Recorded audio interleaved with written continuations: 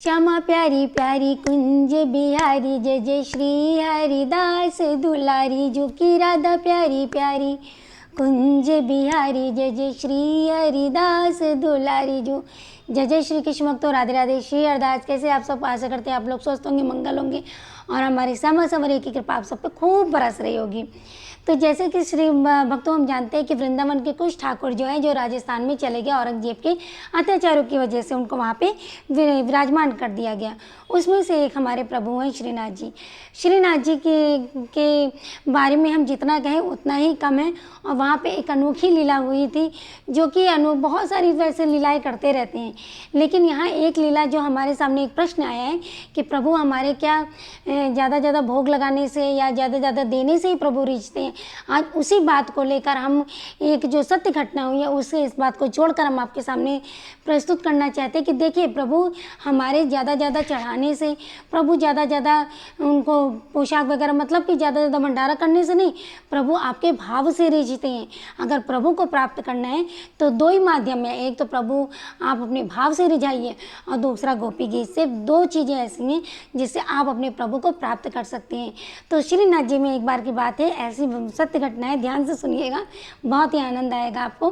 कि एक बार की बात है कि श्रीनाथ जी को भोग लगाने में थोड़ा सा विलम्ब हो गया, तो उनका भोग प्रसाद तैयार नहीं हो पा रहा था। तो वहाँ के जो गोसाइयों ने कहा कि देखो, ऐसा करते हैं कि जितने गांव में सबको ये बैठाल कर कह दिया गया कि देखिए, एक एक घर में क्या होगा कि पर्ची निकलेगी, तो आज तुम्हारे घर में लगेगा भोग, आज तुम्हारे घर से आएगा, परसों तुम्हारे, तरसों तुम्हारे, ऐसे कर करके सबके घर से भोग आएगा। तो एक पे किसी का बोझ नहीं पड़ेगा इतना ज़्यादा, और प्रभु को टाइम से भोग लग पाएगा, प्रसाद वगैरह सबको लग पाएगी। तो ठीक है, इस तरीके से ये होने लगा। तो इसमें जो पूरे गांव में था, एक था बड़ा गरीब भक्त तो था वो, लेकिन इतना गरीब था कि उसका खुद का जो गुजारा होता था वो होता था प्रभु के प्रसाद से। जो मंदिर में उसको प्रसाद मिलता था उसी को खाकर वो अपने घर का गुजारा करता था। तो सोचिए, वो अपने प्रभु को कैसे इतना सारा भोग लेके जाएगा, चढ़ाने के लिए इतना ज़्यादा प्रसाद कैसे वितरण करेगा वो।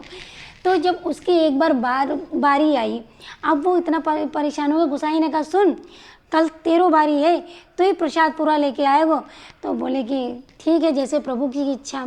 अब वो पूरी रात सोया नहीं। दूसरे दिन सोचने लगा कि मैं ऐसा क्या करूं कि हे नाथ, आप तो हमारे सब परिस्थिति से परिचित हो, आप ये बताओ कि मैं आपका भोग कैसे लेके आऊँ। आपके प्रसाद से ही तो हमारा पूरा परिवार चलता है, तो मैं कैसे आपको भोग लगाऊंगा। अब बड़े परेशान होने लगा। उसने अपने गुरुजी के पास गया।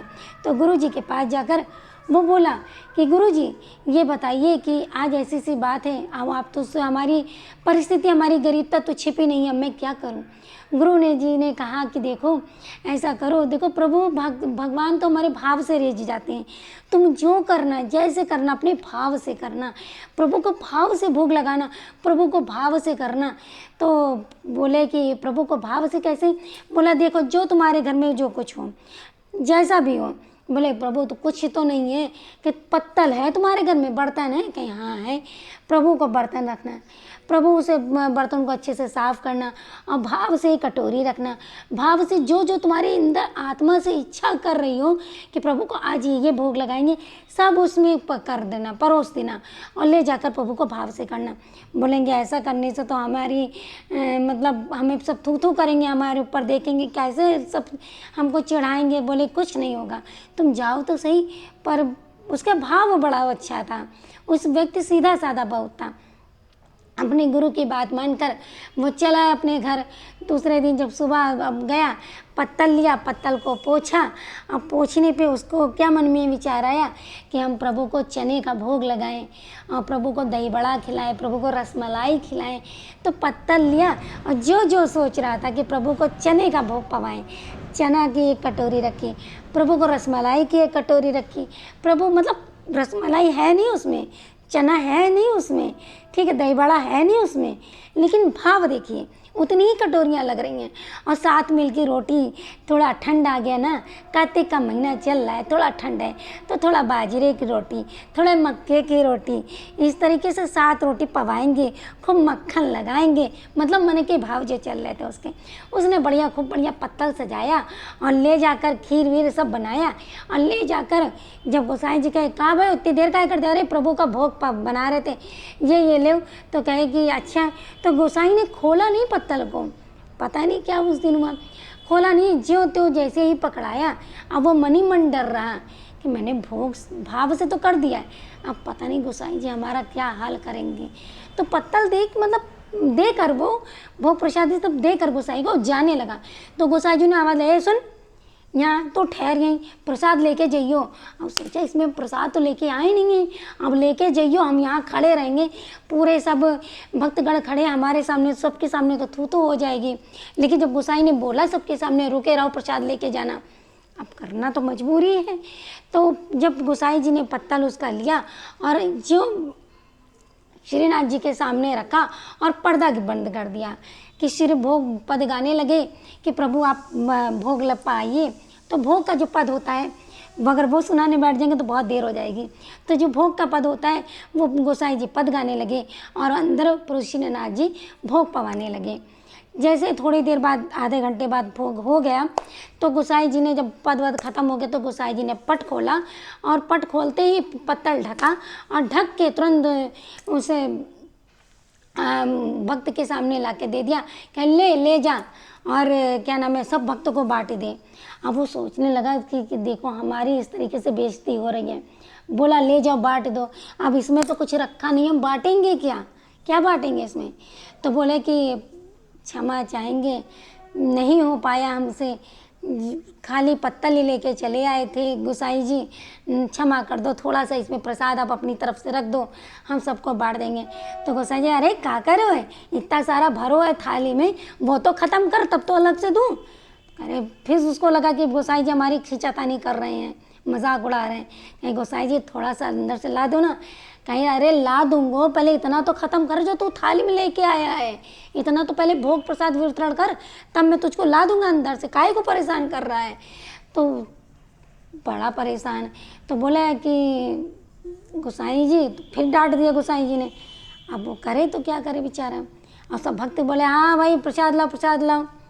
अब ज्यों तो बोला कि हटाया पत्तल, देखा उसने भक्तों जो उसने सोचा था कि ये चने की है, ये रसमलाई की है, ये दही बड़े की है, 7 रोटी बाजरे की है, मक्के की है, त्यों रोटी सारी सब कुछ वैसे ही रखा था, सब लगा रखा था उसमें। आंखों से उसके आंसू बहने लगे। गोसाई जी ने कहा भयो, कहीं कछु ना भयो, मो तो कहीं चल बांट दे, सबको खत्म हो जाएगा तो मुँह से ले लियो आके। अब सब मतलब रोता रहा और सब भक्तों में बांटता रहा प्रसाद। भक्तों बांटते बांटते उसका प्रसाद नहीं खत्म हो रहा था और भक्त लेते ही जा रहे थे, प्रसाद खत्म ही नहीं हो रहा था। सोचा उसने कि ऐसा कैसे हो सकता है, मैंने तो भाव से रखा था। प्रभु आज हमारे पास होता तो हम भी देते, लेकिन आज हम तुम्हें मान गए, आज हमारे पास कुछ नहीं, तो सिर्फ एक भाव था। जो भाव के सामने हमने आपको दिया, भाव के सामने हमने आपको दिया, आज वही भाव से आपने करा। हम आपको कुछ दे नहीं पाए, बस वही अपने मन में समझता रहा कि हम आपको प्रभु दे नहीं पाए, कुछ भोग नहीं पवा पाए आज आपको। उसी रात्रि में जब घर आया तो पूरी लीला अपने घर में सबको बताई और लीला बताने के बाद में सोचने लगा कि बस यही उसके मन में यही भाव आ रहा था कि झूठे मुटका लेके गए, लेकिन प्रभु ने कितना दिया मुझे, आज मान गए। प्रभु तो सिर्फ भाव के भूखे होते हैं। कौन कहता है कि प्रभु को 56 भोग लगाओ तभी प्रभु हमारे खाते हैं। बहुत सारे हमारे ऐसे उदाहरण हैं कि आप सब लोग परिचित होंगे जो हमारे प्रभु से रिश्ते हैं। दुर्योधन के मेवा खाने से नहीं, सबरी के बेर जूठे बेर खाने से, बहुत सारे ऐसे उदाहरण हैं। तो भक्तों ये नहीं कहेंगे कि अगर आप में सामर्थ्य है तो प्रभु को भोग लगाइए, जितनी ज़्यादा सामर्थ्य है। लेकिन अगर सामर्थ्य नहीं है आपकी तो जो रूखा सूखा है आपके पास, जैसा भी है, प्रभु हमारा वो भी स्वीकार करता है।